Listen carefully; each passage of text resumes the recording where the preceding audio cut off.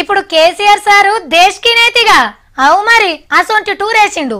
ఆంధ్ర, ఒరిస్సా, బెంగాల్ ఈడికెళ్ళి ఢిల్లీ ఒక్కటి పారే మొత్తం అరుచుకుంటుండు. ఫెడరల్ ఫ్రంట్ పని మాత్రమే కాకుండా అటు రాజకీయ చర్చలు, ఇటు దేవుళ్ళ దర్శనాలు రెండొకటి పరిగానిస్తున్నాడు. నాడు మిట్ల సాముల దీవెనార్తలు. తెలంగాణ సీఎం ఏం చేయబోతుండు అనేది దేశంలో పెద్ద వార్త అయిందనుకో రాదురి. విశాఖపట్నంలో శారదా పీఠంలో పెద్ద పూజలు చేసిండు సీఎం కేసీఆర్ సారు. ఎలక్షన్లకు ముంగట స్వరూపానందేంద్ర స్వాముల వారితోని యాగం చేపించుకున్నాడు ఎర్రవెల్లిలా. గెలుపు రూపంలో యాగఫలం వచ్చింది అనుకున్నాడేమో. ఆడికి పోయి దివ్యనార్తులు తీసుకుండు. ఫెడరల్ ఫ్రంట్ కడుతున్నాడు కదా కేసీఆర్ సారు. మల్లోపారి యాగం చేస్తే మంచి గల్స్ వస్తుంది అనుకున్నారట ఇద్దరు.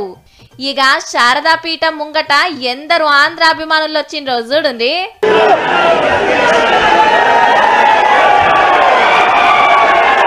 విశాఖపట్నంలోకి వెళ్ళి చక్కగా ఒరిస్సా రాష్ట్రం పోయిండు.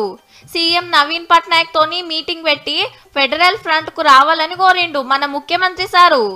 అటెనక పూరి జగన్నాథుని గుడిలా పెద్ద పూజలు చేసిండు. ఇదైనాక కలకత్తాకు పోయి సీఎం మమతక్కతోని మీటింగ్ నడిచింది.